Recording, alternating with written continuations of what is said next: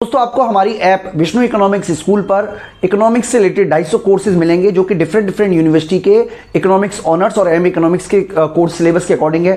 इसके अलावा UGC net का सिलेबस हम आप बच्चों को प्रोवाइड कराते हैं, यूपीएससी इकोनॉमिक्स ऑप्शनल का, इंडियन इकोनॉमिक्स सर्विसेज के।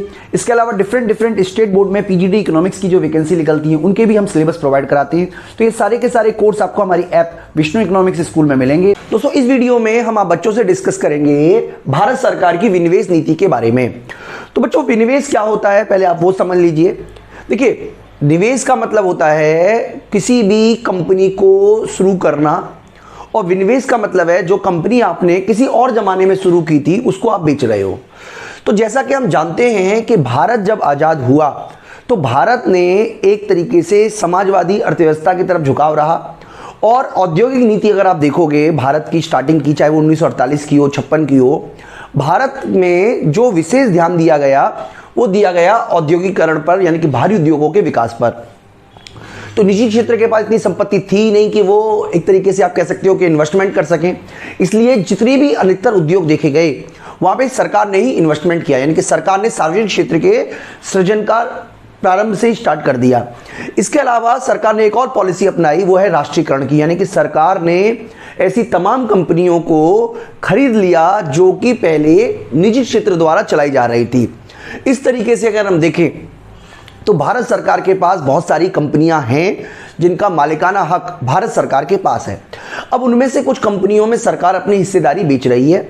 इसी प्रक्रिया को विनिवेश कहते हैं। यानी कि विनिवेश क्या है कि विनिवेश वह प्रक्रिया है जिसके द्वारा सरकार सार्वजनिक उपक्रमों से अपनी हिस्सेदारी निजी क्षेत्र या सामान्य जनता को बेचती है, जिसमें निम्न कारण हो सकते हैं। यानी कि सरकार क्या कर रही है, अपना जो हिस्सा है, मान लीजिए एयर इंडिया है, एयर इंडिया में भारत का हिस्सा है, मान लीजिए बहुत सारी और कंपनियां हैं, इनमें भारत का हिस्सा, भारत सरकार का हिस्सा है। अब भारत सरकार इन हिस्से को क्या कर सकती है, बेच रही है। जैसे आईआरसीटीसी को बेच दिया। अब आईआरसीटीसी को किसको बेचा, या और भी बहुत सारी कंपनियां हैं जिनको सरकार धीरे धीरे करके अपना सेल आउट कर रही है। अब क्या ये सही है गलत है, इसके बारे में एक डिबेटेबल क्वेश्चन हो सकता है, लेकिन हम जो कंसेप्ट बता रहे हैं वो विनिवेश के बारे में बता रहे हैं, क्योंकि जो भी पॉइंट हमने लिए वो सब के सब इकोनॉमिक सर्वे 2021-22 से हमने लिए हैं। तो इसके कारण क्या हो सकते हैं, जैसे आर्थिक सुधार की प्रक्रिया के अंग के रूप में, यानी कि भारत सरकार ने 1991 में आर्थिक सुधार की प्रक्रिया शुरू की, जिसमें निजीकरण को, वैश्वीकरण को, उदारीकरण को अपनाया गया। अब उदारीकरण का मतलब है कि निजी क्षेत्र को ज्यादा परमिशन देना। निजीकरण का मतलब है कि सरकार जिन कंपनियों को स्वामित्व रख रही है, जो ठीक परफॉर्मेंस नहीं कर रही है, उनको निजी क्षेत्र को बेच देना। तो आर्थिक सुधार की प्रक्रिया के रूप में भी इसका प्रारंभ हुआ। इसके अलावा सार्वजनिक उपक्रमों के सुधार के लिए, यानी कि बहुत सारे सार्वजनिक उपक्रम ऐसे थे जहां पे पुअर परफॉर्मेंस चल रही थी, क्योंकि मैनेजमेंट खराब था, उनके पास जो कुशल प्रबंधन चाहिए वो नहीं था, इसके लिए भी इस नीति को अपनाया गया। इसके अलावा सरकार की बहुत सारी आवश्यकताएं होती है, बजटीय आवश्यकताएं। अब सरकार को कई सारे विकास कार्यक्रम करने पड़ते हैं, आधारभूत संरचना का विकास करना पड़ता है, इन सबके लिए पैसा चाहिए। अब पैसा कई बार, क्योंकि सरकार की जो आप कह सकते हो एक तरीके से जो फाइनेंशियल रिस्पॉन्सिबिलिटी है वो भी निभानी पड़ती है। ऐसा ना हो कि सारा का सारा पैसा छाप दे, इसीलिए सरकार अपनी बजटीय आवश्यकताओं को पूरा करने के लिए भी इस तरीके का प्रावधान करती है, जिसमें सरकार निजीकरण को अपनाती है। तो ये सारी की सारी बातें के बाद हम समझते हैं। देखिए 1993 में सरकार ने क्या किया, 9 एयरलाइंस का राष्ट्रीयकरण किया। जैसे कि मैंने आपको बताया था, बहुत सारी कंपनियां जो प्राइवेट सेक्टर में, उनको भी सरकार खरीद रही है। एक तो कुछ कंपनियां अपनी लगा रही है, अपनी कंपनियां स्टार्ट की, बहुत सारी प्राइवेट कंपनियां जो पहले प्राइवेट सेक्टर के हाथों में थी उन सरकार को निजीकरण कर लिया। इसके लिए देखिए कानून बनाया गया 1951 में, जिसमें सरकार को यह अधिकार दिया गया कि वो किसी भी निजी संपत्ति का राष्ट्रीयकरण कर सकती, निजी उद्योग का राष्ट्रीयकरण कर सकती है, अगर उसको लगता है कि ये देश के विकास, देश के हित में, देश के विकास के हित में है। तो इसी प्रक्रिया में 1953 में 9 एयरलाइंस का राष्ट्रीयकरण कर दिया गया। Air India, Air Services of India, Airways, Bharat Airways, Deccan Airways, Himalayan Airways, Kalinga Airlines, Indian National Airways, Air India International, ये सारी की सारी कंपनियों को सरकार के द्वारा आप कह सकते हो राष्ट्र निजीकरण के माध्यम से 2 कंपनियों में मर्ज कर दिया गया। एक थी एयर इंडिया और दूसरी एक थी इंडियन एयरलाइंस जो कि डोमेस्टिक लेवल पे काम करेगी, और दूसरी थी एयर इंडिया जो कि इंटरनेशनल लेवल पे काम करेगी। तो इस तरीके से बहुत सारी जो निजी विमान कंपनियां थी उनको जोड़कर 2 कंपनी बना दी गई, एक एयर इंडिया और एक इंडियन एयरलाइंस। 1956 में जो जीवन बीमा निगम अधिनियम पास किया गया, इसके माध्यम से 154 भारतीय बीमाकर्ताओं को, यानी कि बहुत सारी बीमा कंपनियां थी भारत में, जिसमें से 154 बीमा कंपनियों को, 16 गैर भारतीय बीमा कर्ताओं को, 75 प्रोविडेंट समितियों को, इन सबको मिलाकर एक भारतीय जीवन बीमा निगम में मिला दिया गया, मर्ज कर दिया गया। और भारतीय जीवन बीमा निगम यानी कि LIC जो है, अब LIC जो है वो एक तरीके से बड़ा संगठन बन गया। अब आपको पता भी होगा, हाल ही में सरकार का जो प्रोविजन है वो LIC को बेचने का है, बहुत जल्दी ही उसकी अनुमति मिल चुकी है। मार्च में मेरे हिसाब से IPO आ जाएगा इसका LIC का। 1972 में सामान्य बीमा अधिनियम पास किया गया। इसके तहत 55 भारतीय कंपनियों को और 52 विदेशी कंपनियों को सामान्य बीमा व्यवसाय में अधीन कर लिया गया। यानी कि ये सारे के सारे एग्जाम्पल बताते हैं कि सरकार ने बहुत सारी जगह राष्ट्रीयकरण करने की बात की। राष्ट्रीयकरण की प्रक्रिया में बैंकों का भी राष्ट्रीयकरण किया गया। आपको पता होगा इंदिरा गांधी ने बैंकों का राष्ट्रीयकरण की शुरुआत की थी, और इस आधार पे की थी क्योंकि ये जो बैंक है ये गरीब तबके को लोन नहीं देती है। इसीलिए सरकार के द्वारा 1969 में 14 बैंकों का राष्ट्रीयकरण किया गया। इसी प्रक्रिया में आगे बढ़ते हुए 1980 में 6 बैंकों का राष्ट्रीयकरण किया गया। इसके अलावा 1971 से लेकर 1975 तक कई सारी कोयला कंपनियां हैं जिनका राष्ट्रीयकरण किया गया। तो बच्चों, ऐसा नहीं है कि राष्ट्रीयकरण मुफ्त था, हालांकि इन कंपनियों को उसके लिए कंपनसेट भी किया गया, जो भी कंपनसेशन उनका बनता है। तो सरकार ने इनका अधिग्रहण करने के बाद स्वयं संचालन करने का प्रयास किया। लेकिन आप जानते हो कि हमने ऑलरेडी वीडियो में डिस्कस किया हुआ है कि कई कारणों से जो गवर्नमेंट सेक्टर की कंपनियां हैं, जो गवर्नमेंट सेक्टर के उद्यम हैं, उनकी परफॉर्मेंस बहुत पुअर रही। जब सरकार ने आर्थिक उदारीकरण की नीति अपनाई, जब सरकार ने वैश्वीकरण की नीति अपनाई, जब सरकार ने निजीकरण की नीति अपनाई, यानी कि 1991 में आर्थिक सुधार प्रारंभ किए, तब से एक नया वर्ड हमारे सामने आया जिसको हम बोलते हैं, आप कह सकते हो डिसइन्वेस्टमेंट, यानी कि हम क्या करते हैं, विनिवेश करते हैं। तो यहां पर मैं आपको बता देता हूं कि सी रंगराजन आयोग ने पहली बार सिफारिश की थी 1991 में कि विनिवेश किया जाना चाहिए। इसीलिए 1991 से विनिवेश प्रारंभ हुआ, और विनिवेश की प्रक्रिया में को हम एक तरीके से उस जमाने में जो विनिवेश हुआ करता था 1991 में, वो सांकेतिक विनिवेश था। सांकेतिक विनिवेश क्या है? देखिए, सरकार देखिए, दो तरीके की, आप मेरी बात समझिएगा बच्चों। किसी भी कंपनी का मालिक बने रहने के लिए जरूरी है कि उसका 50% स्टेक आपके पास होना चाहिए। यानी कि अगर मान लीजिए मैं अपनी कंपनी का 51% स्टेक अपने पास रखता हूं, तो मुझे कंपनी से कोई नहीं हटा सकता, चाहे मैं कंपनी का काम करूं या ना करूं। लेकिन अगर मैंने अपना स्टेक किसी और को बेच दिया 51% से ज्यादा, तो हो सकता है कि वो मिलकर मुझे कंपनी से हटा सकते हैं। यानी कि सरकार का जो स्टेक है वो 51% तक की बात कही सभी कंपनियों में कि 51 से ऊपर तक का रखेंगे, लेकिन सरकार ने वास्तविक रूप से केवल 4-5%, 10% तक ही कंपनियों का हिस्सेदारी बेची। यानी कि आप कह सकते हो एक तरीके से ये निजीकरण की जो रफ्तार थी या विनिवेश की जो रफ्तार थी वो बहुत धीमी प्रक्रिया के साथ साथ जो आप कह सकते हो विनिवेश की प्रक्रिया चल रही थी। यानी कि इस केस में जो सबसे प्रमुख काम किया वो PM वाजपेयी जी ने किया था। यानी कि जब वाजपेयी जी का कार्यकाल था, अटल बिहारी वाजपेयी जी का, उस समय विनिवेश की नीति को जोर पकड़ा। हालांकि बहुत सारी आलोचना उनकी की गई है जिसमें विनिवेश, देखिए विनिवेश जो है इसके माध्यम से सरकार बाजार प्रक्रिया से अपना हाथ खींचना चाहती है, और सरकार जो है वो केवल प्रशासनिक कार्यों में अपना रोल प्ले करना चाहती है। और अधिकतर जो पूंजीवादी अर्थव्यवस्था है वहां पे यही होता है, उद्यम चलाने का काम सरकार मोस्टली नहीं करती है, खासतौर पे पूंजीवादी अर्थव्यवस्था में। तो 1991 में इसके लिए एक विनिवेश विभाग की स्थापना की गई जो कि विनिवेश संबंधी सलाह देगा। 2001 में इसको पूर्ण मंत्रालय बना दिया गया, और इस काल में काफी सारा विनिवेश हुआ है, काफी सारे आप कह सकते हैं एक तरीके से विनिवेश कार्यक्रम शुरू हुए। सार्वजनिक क्षेत्र की 12 कंपनियों को सरकार के द्वारा बेच दिया गया, जिसमें से मारुति उद्योग है, हिंदुस्तान जिंक है, भारत एल्यूमिनियम है, विदेश संचार है। ये सारी की सारी कंपनियां, विदेश संचार निगम लिमिटेड, इन सारी की सारी कंपनियों को सरकार के द्वारा बेचा। यानी कि सरकार ने काफी बड़ी मात्रा में जो इनकम है वो विनिवेश के माध्यम से अर्न की।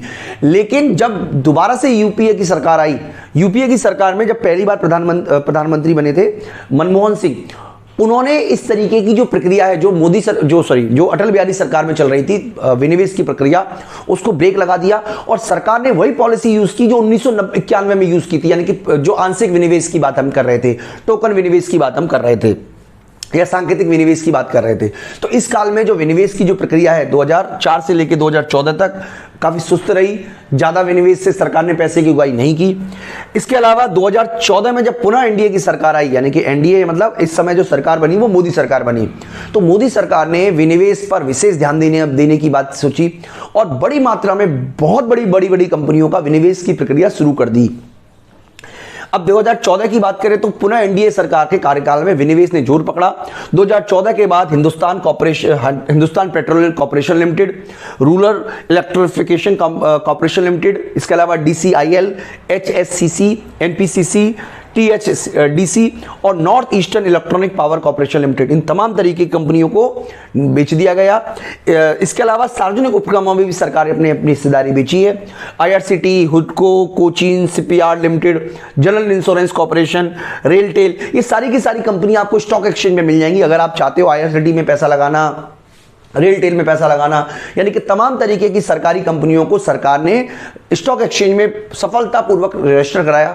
अब स्टॉक एक्सचेंज में रजिस्टर कराने का सबसे बड़ा फायदा यह है कि चाहे तो हिस्सा चला जाता है निजी व्यक्तियों के हाथों में या लोगों के हाथों में, लेकिन जो प्रबंधन है वो सरकार के अधिकारियों के पास ही या सरकार के पास ही बना रहता है। तो बच्चों, इसके अलावा विनिवेश मंत्रालय जो है 2004 में जो विनिवेश मंत्रालय को यूपीए सरकार में, क्योंकि हमने आपको बताया कि यूपीए ने जो विनिवेश कार्यक्रम है उसको काफी प्रमोट उस तरीके से नहीं किया, तो विनिवेश कार्यक्रमों को एक तरीके से पुनः विनिवेश विभाग बना दिया गया जो वित्त मंत्रालय के अधीन था। 14 अप्रैल 2016 को इसका नाम बदलकर, यानी इसी विभाग का नाम बदलकर दीपम कर दिया गया, जिसका कि पूरा मतलब है लोक संपत्ति प्रबंधन विभाग कर दिया। यानी कि इसका जो मूल काम है वो है कि जो भी विनिवेश कार्यक्रम है उनके लिए एक तरीके से माहौल तैयार करना या ये जांच करना कि किस तरीके से विनिवेश किया जाएगा। तो सरकार ने अपनी रणनीति, जो विनिवेश रणनीति है, सरकार ने रणनीतिक विनिवेश की योजना बनाई है। यानी कि सरकार ने क्या किया, अपने रणनीतिक विनिवेश की योजना बनाई। रणनीतिक विनिवेश का मतलब है कि जितने भी सेक्टर्स हैं उन्होंने दो हिस्सों में बांटा। सरकार ने 2016 की बात है बच्चों, जिसमें सरकारी उपक्रमों को दो भागों में बांटा गया। एक वे उद्यम जो सामरिक महत्व के हैं और जो स्ट्रेटेजिक जिनकी इंपॉर्टेंस है, दूसरा गैर सामरिक, आप कह सकते हो जो गैर सामरिक हैं, यानी कि सामरिक और गैर सामरिक। अब सरकार ने कहा कि 1999 में घोषणा की कि जो गैर सामरिक उद्योग हैं उनमें सरकार अपनी हिस्सेदारी घटाएगी और हिस्सेदारी जो है वो 26% तक ले आएगी या उससे भी कम रखेगी। यानी कि सरकार की जो प्लान है वो ये है कि सरकार जो गैर सामरिक हैं, जिनकी जरूरत अर्थ देश को उस तरीके से नहीं है, उनको सरकार अपनी जो हिस्सेदारी है वो घटा के 26% या उससे भी कम लेकर आने का प्रयास करेगी। लेकिन जो सामरिक उद्योग उपक्रम है, जैसे रेलवे है, परमाणु ऊर्जा, अस्त्र है, उनमें सरकार अपना अधिकांश हिस्सा अपने पास रखेगी। यानी कि सरकार 51% तक अपने पास रखेगी। ऐसी योजना बच्चों पूर्व में थी, अब नहीं है, 1921 के बाद नहीं है। और इसको धीरे धीरे अब अच्छा, जो सरकार जो है वो बड़ा हिस्सा, बड़ा मतलब ये बड़ा गलत लिखा है, बड़ा हिस्सा जो है वो किसको बेचेगी, वो निजी क्षेत्रों को बेचेगी, लेकिन डायरेक्टली नहीं बेचेगी बल्कि इस तरीके से बेचेगी क्योंकि उनको एक स्ट्रेटेजिक पार्टनर मिल जाए। यानी कि एक ऐसा व्यक्ति, एक ऐसा उद्यमी मिल जाए जो कि उसी क्षेत्र से हो, जिसको अंतर्राष्ट्रीय स्तर पर अनुभव हो, अंतर्राष्ट्रीय मामलों की जानकारी हो और अंतर्राष्ट्रीय स्तर का प्रबंधन वो जानता हो, ताकि उनके उद्यमों के विकास में वो अपना सहयोग दे सके। इस तरीके की बात की गई।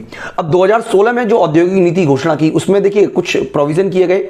उसमें बताया गया कि नीति आयोग जो है वो विनियोग योग्य पीओएसयू की पहचान करेगा और उनके विभिन्न पक्षों पर सलाह देगा। इसके अलावा एक सचिवों का समूह होता है जिसको बोलते हैं सीजीडी, विनिवेश पर सचिवों का समूह, वो नीति आयोग की अनुशंसा को ध्यान में रखकर जो आर्थिक मामलों का जो कैबिनेट मंत्रालय है उसको इसके सामने पेश करेगा। यानी कि अब जो डिस्कशन के लिए रख देगा वो रखेगा सीसीईपी के बारे में। यानी कि एक तरीके का ये जो कैबिनेट मंत्री होते हैं, जो आर्थिक मामलों के कैबिनेट मंत्री, उनके सामने रखेगा। अल्टीमेटली जो मंत्री हैं या जो उनका विभाग है और नीति आयोग के बीच जो परामर्श होगा उसके माध्यम से विनिवेश किया जाएगा। इस तरीके का बच्चों प्रोविजन किया गया है 2016 से। यानी कि विनिवेश की प्रक्रिया में 3 लोग अब शामिल हो गए बच्चों। ऐसा नहीं है कि सरकार ने फैसला कर लिया। सबसे पहले जो नीति आयोग है वो अनुशंसा करेगा, वो पहचान करेगा किसकी की जानी चाहिए।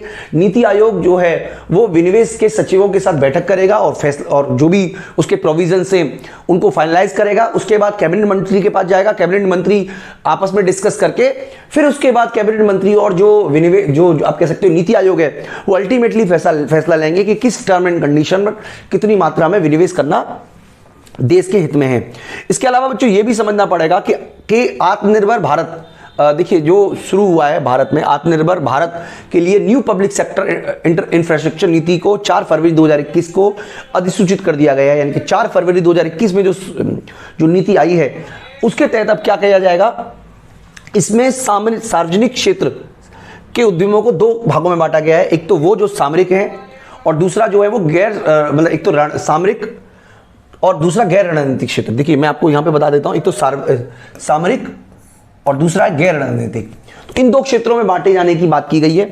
इसमें सबसे पहले यह समझना है कि जो सामरिक क्षेत्र में कौन कौन से आएंगे, परमाणु ऊर्जा और अंतरिक्ष और रक्षा, परिवहन एवं दूरसंचार, बिजली, पेट्रोलियम, कोयला और अन्य जो खनिज हैं वो सब इसमें आएंगे, बैंकिंग, बीमा और वित्तीय सेवाएं ये इसमें आएंगी। ओके बच्चों, तो ये सारी की सारी सेवाएं जो हैं वो इसमें आएंगी। इसके अलावा सरकार सभी क्षेत्रों में अपनी हिस्सेदारी कम करेगी तथा विनिवेश से प्राप्त धन को सामरिक क्षेत्र के विकास संबंधी कार्यक्रम में लगाएगी। तो बच्चों मैं अगर आपको विनिवेश के बारे में अगर आपको बताऊं, एक तरीके से मैं कह सकता हूं, तो देखिए हम कहते हैं, देखिए इसको इस तरीके से समझते हैं, ये हमारा विनिवेश मान लीजिए हम यहाँ पे, तो विनिवेश किस तरीके से प्रारंभ हुआ, 1991 से ये प्रारंभ हुआ। मान लीजिए 1991 को हम बेस मान लेते हैं। 1991 से लेके ये जो प्रक्रिया है, ये जब तक कांग्रेस की सरकार रही या आप कह सकते हो एनडीए की सरकार रही, बहुत धीमी प्रक्रिया से रहा। लेकिन अटल बिहारी वाजपेयी की सरकार में, या इस तरीके से तो नहीं कह सकते, इस तरीके से रहा, बहुत धीमी मात्रा में। अटल बिहारी वाजपेयी की सरकार में ये काफी तेजी से बढ़ा। लेकिन जैसे ही दोबारा से यूपीए गवर्नमेंट आई, विनिवेश में धीरे से फिर से वही लेवल पे धीरे धीरे बढ़ने की बात की गई। लेकिन मोदी सरकार में ये काफी तेजी से विनिवेश बढ़ा है। तो बच्चों ये समझना पड़ेगा, यानी कि चाहे हम बात करें एनडीए की सरकार की, चाहे वो मोदी सरकार 1 हो चाहे 2 हो, खासतौर पे 2 में काफी ज्यादा विनिवेश किया गया है। तो बच्चों ये जो है फेज, ये है यूपीए सरकार का। तो आप ये भी कह सकते हो कि जो यूपीए सरकार है की तुलना में जो एनडीए सरकार है वो प्रो डिसइन्वेस्टमेंट पॉलिसी के समर्थन में, यानी कि प्रो डिसइन्वेस्टर है।